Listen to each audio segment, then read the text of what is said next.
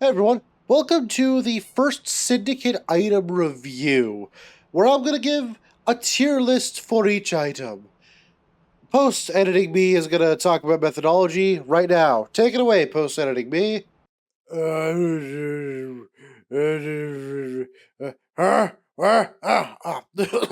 Hi, so the methodology we're going to use is we're going to assign this to a tier list, obviously.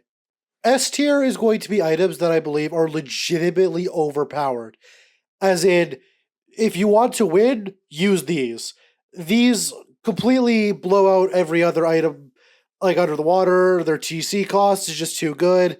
Something like that pushes them over the edge of being good to being either uncounterable or ungodly powerful. A tier is for items that don't cross the line as being overpowered, but are still very strong when used in the right circumstances, either due to the effect you get for a low TC cost, or due to the sheer power behind them. Either way, they don't cross the tier into being overpowered and uncounterable, but they are still very, very strong options. B tier it's the good tier. If an item's a B tier, it's good. It's not too good. It's not good enough to be better than anything else. Just good. Pretty simple. C tier is for items that aren't as good. It's a little hard to define this, but these are items that are either a little too expensive to be pushed into B tier, or their effect isn't as powerful as I think it should be. Either way, these need to be buffed in order to be pushed into B tier. D tier is for items that are just bad. Like bad items. Items that don't really have a redeeming quality. They're still useful for niche situations, but either they're too expensive by a long margin for what they do, or they just get classed out by every other option being just straight up better. F tier is for items that are completely useless, even when compared to literally nothing. These are items that are pointless to buy and serve absolutely zero purpose. If you run these, you're effectively griefing yourself. As for the actual reviews, we're going to review each item as if it was designed for its intended purpose. For example, we're not going to say that a guy going on a Die Glorious Death rampage is going to get any use out of a smoke grenade, but we're also not going to say that someone who's trying to be stealthy and escape with RD suit and CMO's hypo is going to be buying an L6 and going on a killing spree. That just doesn't really happen that often. Going loud and going stealth is a hard choice to make, but we're going to put each item into as close to their ideal situations as possible. We're also going to assume our hypothetical Cindy has a kill objective, a steal objective, and wants to escape into Central alive. And with that, that covers the full methodology. Take it away, past me. Thanks for passing it back to me, future me. You suck, future me. Anyways, today we're covering the first tab that I actually think is interesting, the explosives tab. I'm never going to cover the ammo tab because, obviously. And I don't think I want to cover the weaponry tab because there's a lot here that's up for debate. So I'd like to use it a fair bit more first. The first item on the list is the smoke grenade. This item is actually, I think, a bit of a sleeper pick. The smoke grenade, for those who don't know, you toss it in, and it forms a gigantic puff of smoke after a cooldown. Now, a couple important details. First of all, this is not tear gas. You can walk inside of it and come out completely fine. Unlike tear gas, where you will end up completely and utterly gassing yourself. To give you an idea of the range, I'm just going to set one down right here. And that right there is an idea of just how long it lasts. Set it down here. Let's hop right in here. And watch the smoke spread. This thing covers a deceptively large area. It covers all the way up to these two doors right here. And covers all three of these bottom windows. It is an insane range. As for usage, I think this is more useful for stealth, but it also has some merits for combat purposes. Like, say for example, give me one moment, let me spawn an Urist here. If I can make a Seabird agent. Like, let's say here that I am a Cindy who's trying to get someone murdered in Medbay. And I'm gonna, like, grab, like, fucking, I don't know, Glows of the North Star or something, right? Anything that works. There's a lot going on here. I can pop this, keep it on me. While I'm running around, it's very difficult to determine where it's coming from. And in the gas, I can just punch my target away. Seth will obviously know that something's going on here, but if you time it right, when the gas fades, or when your target goes down, / you accomplish whatever bombing you want, no one's going to blame you for just walking out of a cloud of gas where there's weapons and stuff going off, right? I think that this is honestly a sleeper pick. For 1 TC, you can get a lot done with this. I'm going to give it a solid A tier. As for disappointments, the Flashbang. It's a Flashbang. It's literally just a security Flashbang. I don't know how to tell you this, but Flashbangs are not difficult to come by. And this comes with a lot of problems. First of all, as you just saw, you're not flash immune. The range of the flashbang is, well, it's the range of flashbang. You toss it all the way over there, it'll flash everyone over there. But again, you gotta get flash protection first, either through sec goggles, sunglasses, whatever. And that's easier said than done on most stations. Plus, you're spending TC on something that you could just, you know, break into any sec checkpoint on pretty much any map. Not this one.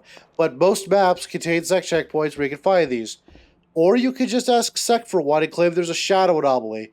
Or, better yet, you could just not use these. Because there's no point in using these.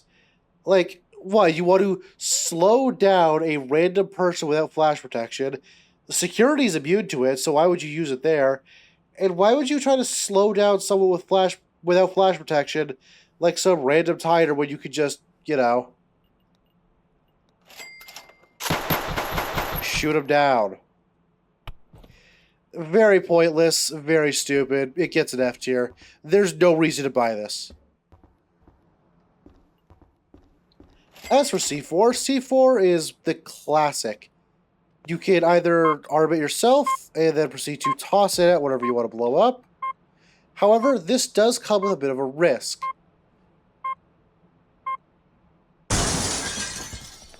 Oh, hey, admin things. Timers are a problem. For the unaware, the C4's timer is a very, very easy to read 10 seconds at minimum. With a simple C4, you've successfully broken through the captain's locker into armory, whatever you need. Okay, it doesn't break through these. I thought I could have sworn it did. Maybe if I place it on there, I could have sworn it did.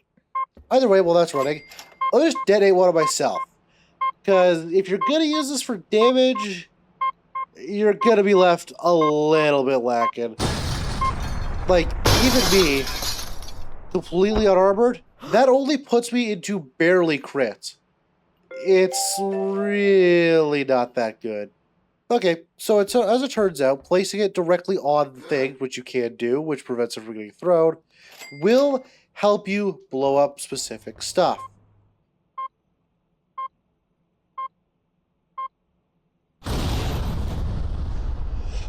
Yeah, so placing it onto a high security door will cause it to detonate. This is the quintessential trader tool, and for only 2 TC, you can get pretty much anywhere, as long as you're not opposed to making a crap ton of noise while doing it. I will give it a solid B tier. It's not as stealthy as other options, but it'll get you in. Although, personally, I think the unrechargeability of it makes it a bit difficult. If you don't succeed, you're down TC. Next item, the EMP grenade. This item, you toss it, and it does a big boom, e-bagging everything inside. Well, not e-bagging it, but EMPing it. This will not affect doors, however, which kind of limits it. You would think that, oh yeah, this door would get absolutely demolished, but the true way to break into someplace is to instead EMP EAPC. This will completely drain it of power and toggle it off for a good while, as well as force things to be randomly dispensed, apparently. Now, this does have some merits in dealing with security officers. A security officer walks up to you, and let's say they're trying to non-lethally stun you. You got the you got disabler SMG, the stun baton, and comms. For example, like comms. You can see, because of the EMP effect, which is still happening, everything I EMP'd over here is still EMP'd. The EMP effect lasts for a deceptively long time. But EMPing any kind of energy weapon, lasers included, will completely drain the battery. This includes batteries of anything. Smezes, literal batteries, anything. While it's very loud, and any security officer worth their salt will just pull out the non-energy based solution of the MK, it's still not terrible. And I wouldn't call it the worst item. I'm gonna have to give it a C tier, though. It's just not that reliable, and there are far better options available.